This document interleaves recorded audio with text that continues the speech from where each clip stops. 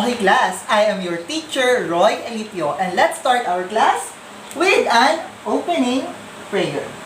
Let's bow our heads and feel the presence In of the the name Lord. of the Father, and of the Son, and of the Holy Spirit. Amen. Angel of God, my guardian dear, to whom His love commits me here. Ever this day, be at my side, to light and guard, to rule and guide. Amen. Amen. Okay, good morning class. Very good. And now before we start our discussion for today, let us check first if there's any absent for today. For group 1, is there any absent? Very good. How about in group 2? Is there any absent? Very good. How about in group 3? Very good. It seems that no one is absent for today. And yesterday, I will give you an assignment, right? Okay, now bring out your assignment and let us check. Okay, can you read the instruction, please? Okay, draw a smiley face if the statement is correct. And draw a sad face if the statement is not. Draw your answer before the number. Okay, I will give you 5 items and let's start checking your assignment. But before we start checking your assignment, kindly exchange paper with your seatmate. For number 1, there are 100 tiles that are used in the game and 98 of them will contain letters and point values. Our answer is happy face because the statement is correct. How about in number 2? A standard Scrabble board will consist of cells that are located in a short square grid. What's your answer, class? Let's see. The answer is sad face because the statement is not correct. How about in number 3? Different letters in the game will have a various point values and this will depend on where the letters is and how difficult it may be to lay that letter. So class, what is your answer? It is a happy face or it is a sad face? The answer is happy face. Very good. How about in number 4? Play continues in a counterclockwise direction around the Scrabble board. So what is your answer? Very good. The answer is sad face because the statement is not correct. How about on the last number? The Scrabble player with the highest score after all the final scores are tallied wins. Do you think the answer is a happy face or sad face? What do you think? Let's see. The answer is happy face. Very good. Now class, count the number of correct items and give it back the paper to the owner. Who got 5? Very good. Who got 4? Very good. And 3 and below? Very good. Give yourselves 5 claps. 1, 2, 3, 4, 5. Very good. And now, let's review our topic yesterday. Okay, yesterday we discussed the rules in playing Scrabble, right? Very good. Now, who among you still remember how many players will enjoy the game? Yes, Arman? Very good, Arman. How about the strategy in playing Scrabble? Yes, Geraldine? Very good, Geraldine. And now, for our motivation this morning, I prepared a short game. This game is called 4 Picks, 1 Word. All you need to do is to determine what this picture all about and you need to arrange this jumbled letters. Now, let us see what you saw in this picture. This first picture is a ball. Very good. How about on the second picture?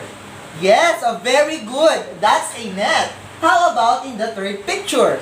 Very good. It's a protective gear. How about in the last picture? Very good. That's a white shoes. Now class, let's arrange these words or letters.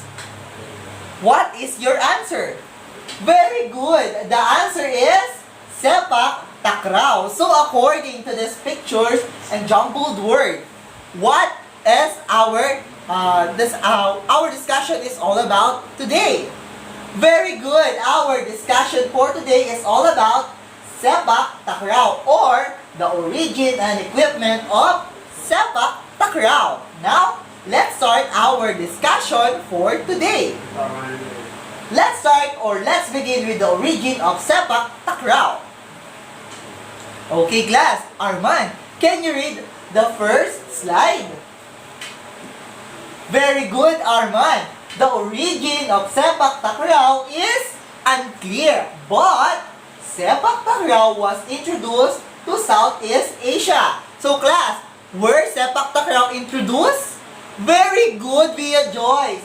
Sepak takraw is introduced in Southeast Asia by Chinese, who were inspired by traditional games called Kuju, and an ancient Chinese military exercise where soldiers would try to keep a feathered shuttlecock airborne by kicking it back and forth between two people. So class, where sepak takraw originated? Very good. The origin of sepak takraw is unclear. How about where sepak takraw introduced? Very good. It was introduced at Southeast Asia by who? Very good, by Chinese. And it is inspired by the traditional games of Chinese called, yes, Geraldine? Very good, Kuju. Now, for the next slide, can you read it, Geraldine? Very good, Geraldine. The word takraw is Thai in origin. So remember that the word takraw is from Thailand. And takraw can be translated as muzzle or rattan ball, while sepak is a Malay word for kick. So if takraw is originated from Thailand, sepak is originated in Malaysia. That word in sepak means kick. Okay. Therefore, sepak takraw referred to the sport played using takraw. Therefore, sepak takraw quite literally means to kick a ball. Very good. So again, class, where is the word takraw originated from? Thailand. Very good. How about the word sepak? Where the word sepak originated? Very good. The word sepak originated from Malaysia. And now, when we say takraw, it means a muzzle or rattan ball. And sepak means to kick a ball. That's or to kick. And when we say sepak takraw, it means to kick a ball. Very good. Next. In the Philippines, the sport is related with a native game called sipa, wherein the Philippines national sport until it was replaced by arnis in the year 2009. So class, before, our traditional or our national game is sepak takraw until it was replaced on 2009 by arnis. Now class, let's move on the equipment of sepak takraw. Of course, it is important to know the equipment of sepak takraw. Okay class, the net and the woven rattan ball is the most compromised equipment in playing sepak takraw. Okay, always remember that the net and the woven rattan ball is the most compromised or most used equipment of sepak takraw. Now, let's start with the ball. When we say the ball, it considered the most essential equipment of the game. It means we cannot play sepak takraw without a ball. I am right? Very good. And the ball is spherical in shape and usually made of synthetic fiber. Now, let's move on the next equipment. The net. Of course, we cannot play a sepak takraw without a net. When we say the net, it is used in the game usually made of an ordinary cord or nylon with a 6 to 8 meter long and usually heavier and stronger than the badminton. If you play a badminton, nets was not heavier and stronger enough unlike the net in sepak takraw. And of course, it provides better impact when the ball hits because our ball is made out of synthetic material. That's why we need a heavier and stronger net. Of course, the most important also is the shoes.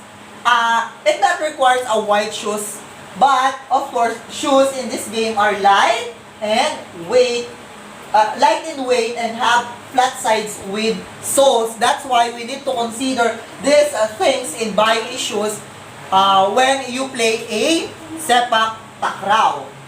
Now, of course, you need to protect yourself, class. That's why you need to use these protective gears in playing sepak takraw that usually protect your ankle or supportive ankle bands are used by players by providing protection as high jumping involved throughout the game. Of course, when you play sepak takraw, you jump or something like that. So therefore, you need to protect your ankle during playing this game. And now, I know you listen and study well in our discussion for today. So let's move to our first activity this morning. Okay, class? Can you read the instruction, please? Complete the sentences about the history of sepak takraw. But before we start, let's read it first. The word takraw is blank in origin. Takraw can be translated as muzzle or blank. While sepak is a Malay word for blank, and blank is referred to the sport played using takraw. Therefore, sepak takraw quite literally means blank. So this first activity is all about the origin and history of sepak takraw. Okay, class? I will give you 10 minutes to finish this activity. Okay, again, you only need to complete the statement given in these slides. Do you understand, class? Any question? Okay, very good. In doing this activity, always remember that work silently. Okay, very good. Okay, you may start doing your first activity. Are you done, class? Okay, very good. Now, let's check your first activity. Okay, again, you only need to complete the sentences about the history of sepak takraw. Okay, let's start with number 1. It says here that the word takraw is blank in origin. So, class, the word takraw is originated from where or tama, where the word takraw originated. Very good. It is a tie-in origin. Very good. Therefore, the word takraw is originated at Thailand. Very good. How about in number 2? When we say takraw, it can be translated as muzzle or blank. So, class, what is the answer? Let's see. Very good. It means a woven rattan ball. When we say takraw, it means a muzzle or woven rattan ball. While sepak is a Malay word for what? If the word takraw is originated in Thailand and the word sepak is originated in Malaysia, therefore, what is the meaning of sepak? Okay, it means kick. Very good. It means kick. Let's move on to the number 4. Blank is referred to the sport played using takraw. So what is your answer, Arman? Very good, Arman. The answer is sepak takraw. Wherein, therefore, sepak takraw quite literally means, yes, Regine. Very good, Regine. The answer is to kick a ball. So let's read the complete statement about the history of sepak takraw. The word takraw is Thai in origin. Takraw can be translated as muzzle or woven rattan ball. While sepak is a Malay word for kick. Very good. And sepak takraw is referred to the sport played using takraw. Therefore, sepak takraw quite literally means to kick a ball. Now, count the number of correct items and totally it and return the paper back to the owner. Are you done checking the answer of your classmates? Okay, who got 5? Very good. Who got 4? Very good. Who got 3 and below? Very good. It seems that you listened carefully on our discussion for today. Give yourself 5 claps. Okay, class. Let's move on our next activity. Okay, our next activity is draw a like sign if the answer is true and dislike if the answer is false. Write your answer on the space provided before the number. Okay, before we start, let us read first the statement below. Number 1. Sepak takraw is the Philippine national sport until it was replaced by arnis in 2009. For number 2, the origin of sepak takraw is clear. Number 3, sepak takraw was introduced to Southeast Asia by Chinese. For number 4, the net used in sepak takraw is usually made of ordinary cord by nylon with 1 to 2 centimeters. For number 5, the shoes used in sepak takraw are light in weight and have flat sides. Okay, again, you only need to do is to draw a like sign if the statement is true and dislike if the statement is false. Again, word silently. I will give you 5 minutes to finish this activity. Are you done, class? Very good. Now, let's check your activity. For number 1, sepak takraw is the Philippine national sport until it was replaced by arnis in 2009. So, Geraldine, what is your answer? Very good. The answer is like because the statement is true. How about in number 2? The origin of sepak takraw is clear. So Arman, what is your answer? Very good, Arman. The answer is dislike because the origin of sepak takraw is unclear. It is unclear.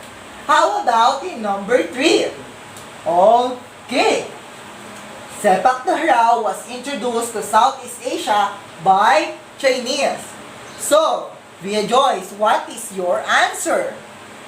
Very good, Via Joyce. The answer is like. Very good. How about in number 4? The net used in sepak takraw is usually made of ordinary cord or nylon with 1 to 2 centimeters. Yes, Marilet, what is your answer? Very good, Marilet. The answer is dislike because the net used in sepak takraw is 6 to 8 meters, not 1 to 2 centimeters. On number 5, The shoes used in sepak takraw are light in weight and have flat sides. Okay, what's the answer? Yes, or Leandro? Very good. It is a true statement or correct statement. And now, for our next activity, all you need to do is to choose the picture on the back. So this is the picture, guys, or class. And of course, you need to write your answer on the space provided before the number. Okay. Okay, for number 1, it is usually ankle-supported bands that are used by players for providing protection as high jumping is involved throughout the game. For number 2, considered as the most essential equipment of the game. For number 3, used in the game usually made of ordinary cord or nylon with 6 to 8 centimeter mesh. And number 4, used in this game are light in weight and have flat sides. And number 5, providing protection as high jumping is involved throughout the game. So class, I will give you 5 minutes to finish this activity. Okay, you may start this activity. Okay, are you done, class? Very good. Now let us check your final activity or activity number 3. For number 1, it is usually ankle-supported bands that are used by players for providing protections as high jumping is involved throughout the game. So what is your answer, class? Very good. The answer is gear or protective gear. How about in number 2? Considered as the most essential equipment of the game. Okay, what is your answer? Very good. Ball or woven rattan ball. How about in number 3? It is used in the game is usually made of ordinary cord or nylon with 6 to 8 centimeter mesh. So the answer is net. Very good. How about in number 4? Used in this game are light in weight and have flat sides. So what is the answer, class? Very good. The answer is shoes. How about in number 5? Providing protection as high jumping is involved throughout the game. So the answer is very good. The answer is gear. So class, count the number of correct answers and return back the paper to the owner. Okay, who got 5? Very good. Who got 4? Very good. Who got 3 and below? Very good. Give yourselves 5 claps. And now, after doing your activity, let's move on to the practical application. Okay, class. Do you think that sepak takraw is important in our daily lives? Yes, Arman. Very good, Arman. How about the benefits that are there? Any benefits or is there any benefits in playing sepak takraw? Yes, Via Joyce. Very good, Via Joyce. And now, after doing the practical application, let's move on to the generalization and abstraction. Okay, who among you can define what is sepak takraw? Yes, Marilet? Very good.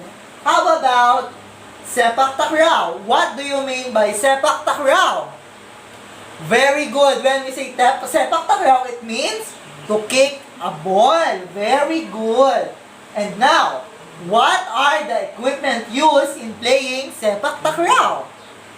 Yes, Arman again. Very good. The ball or woven rattan ball, the net, the shoes, and the protective gear. Very good. Now, give yourselves 5 claps. And now, for our evaluation this morning, of course, class, can you read the instruction? Choose the answer on the box, then write your answer on the space provided before the number. So again, you only need to put your answer before the number. Now, for number 1, it can be translated as muzzle or woven rattan ball. Number 2, it is a Malay word for kick. Number 3, it is spherical in shape and usually made of synthetic fiber.